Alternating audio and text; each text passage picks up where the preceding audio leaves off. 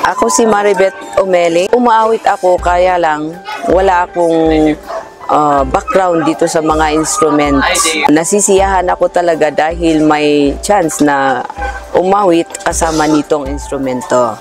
Na-inspire ako dito kasi usually, noong bata pa ako, gusto ko talagang tumugtog ng piano noon. Kaso, hindi ako nabigyan ng chance na matuto kung paano magtugtog ng piano. Ngunit ngayon, narinig ko na may team na magtuturo dito sa aming simbahan at kaya naisip kong sumali kahit na sa ganitong edad. Maganda, talagang useful.